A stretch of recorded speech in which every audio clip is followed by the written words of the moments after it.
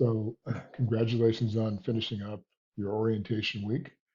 I hope that that helped give you a good basis for following into the class and starting into the actual book and the chapters in the book.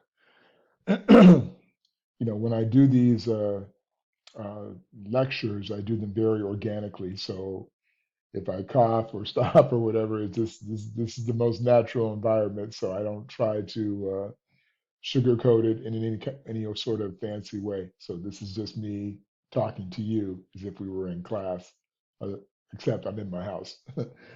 um, Chapter one, which lays a foundation, sort of a historical context. I just kind of I'm doing lectures in different types of styles. So the second chapter, I'm actually going to go through and try something different. This is where I'm basically going to be as if we were in class, and I would have the PowerPoints up as sort of something for you to follow while we're discussing. Um, so I'm going to try it this way. You can give me some feedback. Let me know what you think. There's lots of different ways to do these types of lectures. Sometimes I do them with my face on. Sometimes I do them with just with the PowerPoints up and I'm just talking with audio. So you can just let me know which works better for you. But this is the chapter two uh, lecture, and this one it starts now that we've built the framework. These first five chapters actually start building a broader foundation for you prior to us going into looking at the regions of the world as well as getting into some of the relevant issues. So it's hard to discuss issues if you have to understand the basis or the context of global studies and the various global issues that we'll be looking at, right? So let me continue on with this. And I try to make these, as I've said before, I try to keep my lectures fairly condensed just because I find that most students, after about 20 or 30 minutes, have like lost their cookies. So I try to make sure that I get everything I need to say in relatively quickly. The PowerPoints are all up. And I open a new chapter or the next two chapters every week. So each week you'll see, like later this week, you'll see the next chapters three and four open up, and then chapter five the week after that. So, but they're all cut in the same format. Okay. So this week, though, you should be starting into your discussions and looking at some of the, or I shouldn't say the discussions. You'll be doing some of the basic information stuff relevant to the assignments and things that are in the class. So do keep up with those things. And if you have any questions, please don't hesitate to reach out to me through Pronto or shoot me an email or something, and it's so I can help. Okay. All right. Fair enough. So this chapter deals with the issue of geography. Now, most people, when they think about geography, typically think about it from the point of view of, okay, well, where are places on the planet, right? So, where is North America? Where is South America? Where is China, for example, right? Where's the Atlantic Ocean? So we think about it in sort of usually one dimension, which we usually call the physical aspect. But geography is so much more than that, and it plays an intricate part into the understanding of how the world works and the global issues that we face every day on the planet are all based on the aspects of geography. And I'll illustrate that for you as we go through this chapter. So, understanding that basic understanding that geography is more than just about location in terms of just physical location, let's go into a little bit of the basic understanding. So, historically, in terms of the word geo, Latin means earth, and graphity means to write. So we're writing about or studying the earth. There are two primary aspects that we look at. Again, I mentioned the first, which is the physical environment, which it could be dealing with, of course, locations. It could be dealing with, what areas have mountains or plains or the various physical aspects of the earth and how they're set up, right? And they all explain various aspects about how the earth got to be the way it is. It also explains from the physical context why human beings move where they moved, right? So you think about it in ancient times or back in caveman days, if a caveman were trying to survive, they would have to find the places where they could survive. So they would look for warmer climates, places where there was food and water and shelter. So recognizing that means that the physical aspects of the planet dictate the migration and mobility patterns of human beings. Make sense? Yeah. Okay. And then the human aspect deals with issues around human beings and humans, how humans interact with the planet. It deals with the cultural, historical, sociological, psychological impacts of geography on the human condition and how human beings, how they relate with one another and how they affect one another. So, for example, we deal with the issue of climate change.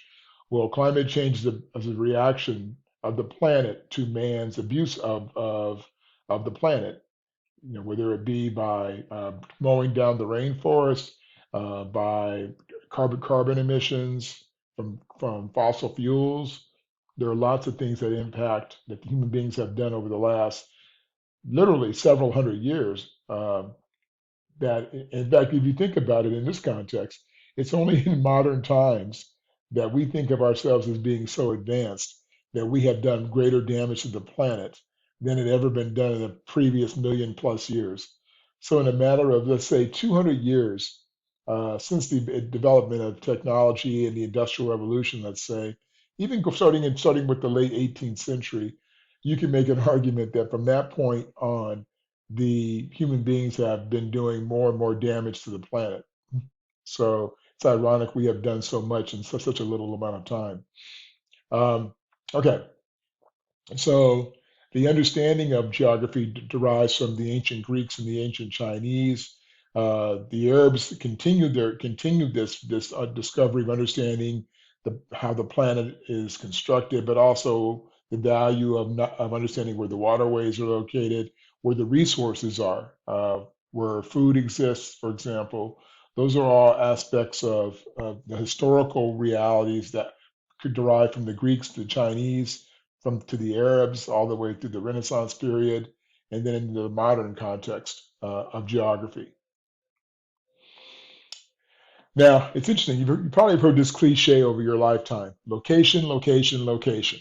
And it's interesting because it is absolutely fundamentally how the concept of geography exists is in space, in region, in environment, and in those contexts for how we understand ourselves in relation to them. So when you think about spatial environment, if are you confined to a valley? Do you live in a mountain? Are how big is the space that you exist in? And then that will help you understand how the space is, or how to utilize the space, how to organize the space to make it work for you in that environment, right? So form and function certainly follow in the context of geography. Um, so when we talk about, the idea of location, the idea of understanding, where a city exists, why it exists to where it exists in terms of longitude and latitude, those are just physical aspects, right? Spatially, the question would be, is what they call the why and the how. Why do people move to certain areas? Why are resources moved or used in certain ways? These are all aspects of the concept of space. And so, as you can see already, it's much more complex than just understanding it in simple geographical terms that we might have learned growing up through elementary and high school. So, for example, this example of Hong Kong, the question would be, would Hong Kong even exist as Hong Kong is today, as a major player, a major city, and a major player in the global system, if it were not for the harbor at Hong Kong? And a lot of times, again, the value of the location and what you can utilize it for will dictate how patterns of growth, which is also, again, our impact on the environment. Like the question here would be, so what is the impact that Hong Kong has had on the environment in the area where it is located? That would be something that geographers would be interested in understanding, not just from an issue of climate, but also their impact on the ecosystem around it, right? And then in region, when we talk about region, we talk about it in the ideas of formal, functional, and what we call world regions. So the formal aspect again has to do with what we call the human characteristics. The ideas of language, culture, religion, things like that, that are endemic to every certain regions of the world. So if you look at the United States as a region, if you would, there are certain characteristics. If you look at Mexico, or if you look at Africa, there are certain characteristics that exist within each region of the world. It certainly could there are derived language and religion. It could also be food. There are other cultural aspects that are derived from each area, historical aspects that are also derived based on the region that you happen to exist in. Uh, and then the physical has to do, as we've already mentioned, with the climate, landforms around your area.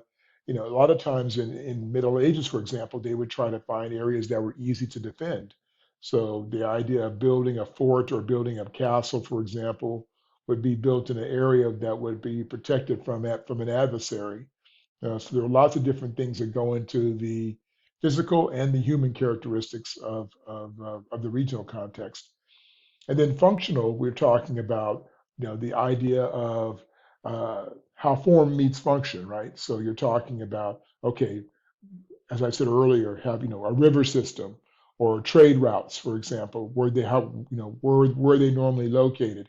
If we were to break down the trade routes that led from Europe to Asia, for example, what they used to call the Spice Road, you could trace it and see exactly how the if you would highway or network led from one region to another region based on the systems of either trade or the river systems that would allow them to be able to move easily from region to region.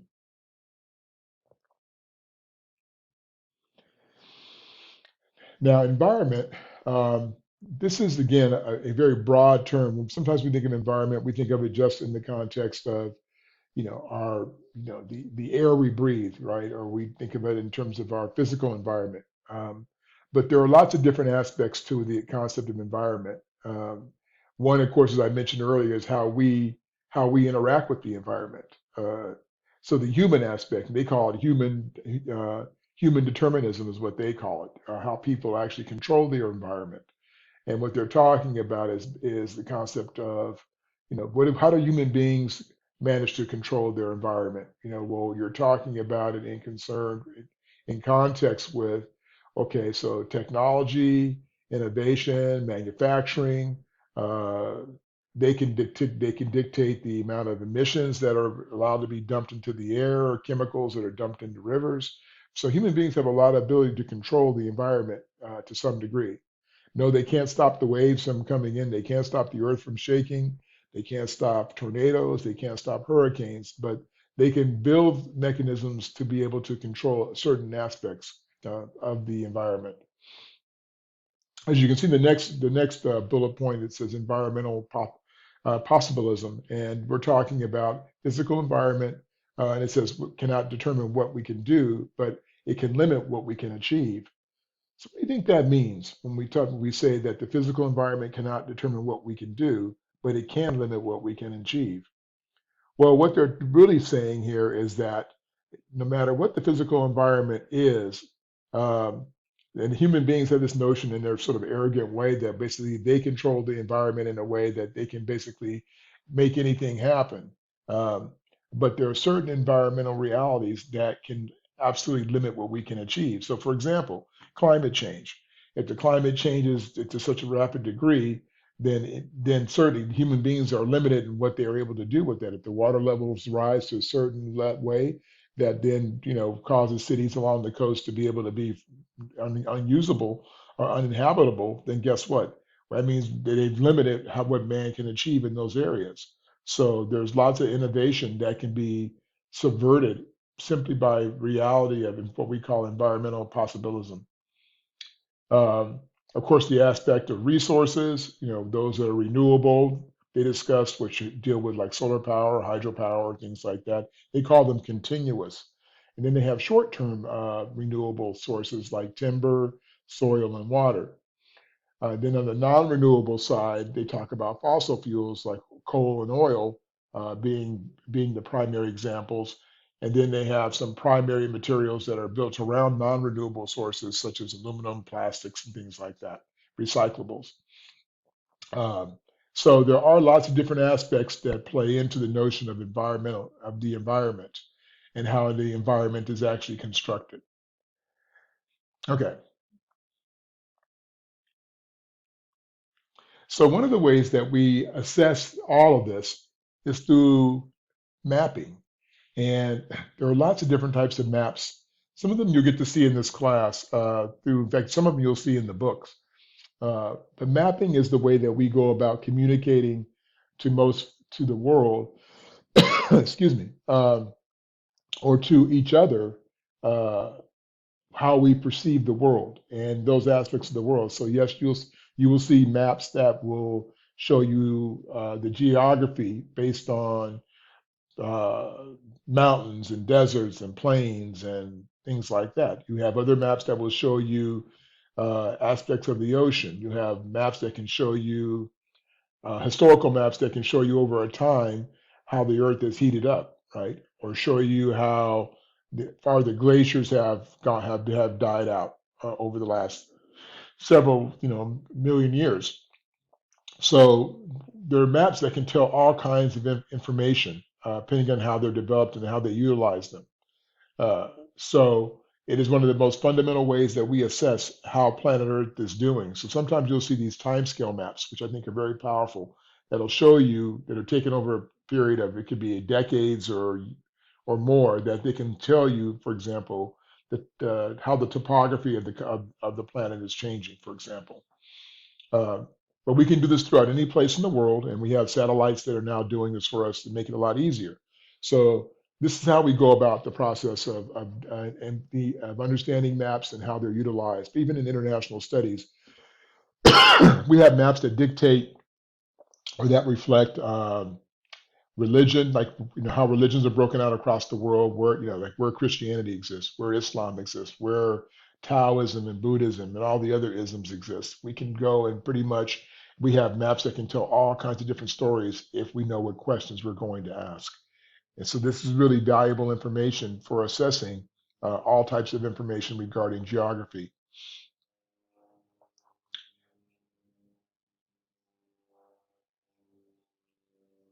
These are just different examples of maps. Like this one, for example, shows population growth rate in 2016. And you can see here where areas where there's greater than 2.1 and then those there is less than. So you can see here that in Africa, the growth rate, the population growth rate is extremely high in most of Africa. You can see really in those countries that are considered more developed that it is less.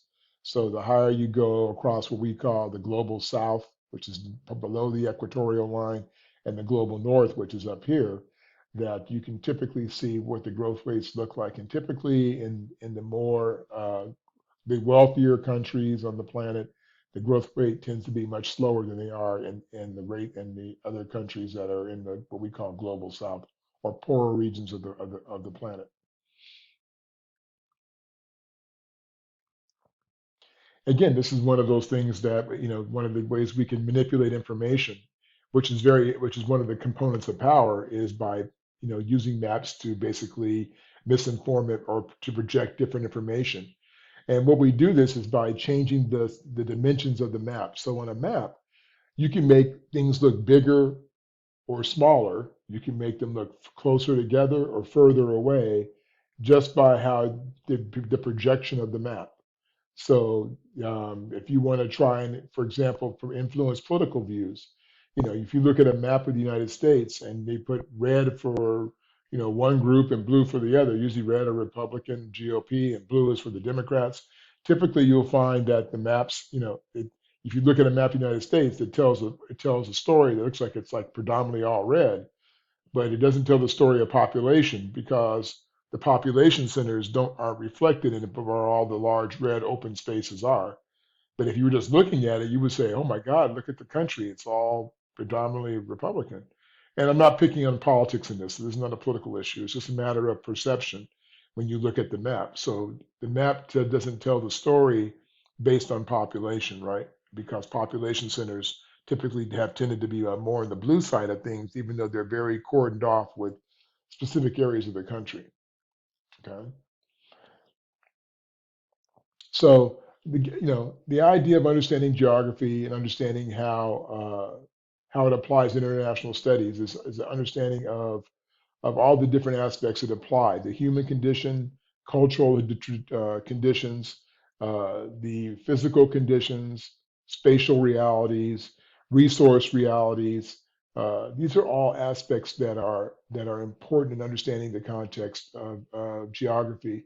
And then again, the entities that exist that utilize this information, certainly the State Department of the United States, which deals with foreign affairs, the World Health Organization, when they're trying to assess, for even with COVID, they have maps that would show you where the COVID outbreaks are, and they still do, of course, to show you where the COVID outbreaks are, so you can see and assess uh, just how where it's growing or where it's not growing, right? Then, of course, the intelligence agencies use it because it's important for their intelligence gathering information, how they're going to strategically deal with their adversaries and even with their allies. By understanding the geography is an important part of that. So it's one of the most important aspects of understanding anything that we talk about in the context of global issues and global studies stems from the basis and the very foundational basis of understanding geography. Okay? All right. That's it for me for this chapter. I will see you next in chapter 3, and you guys have a great day.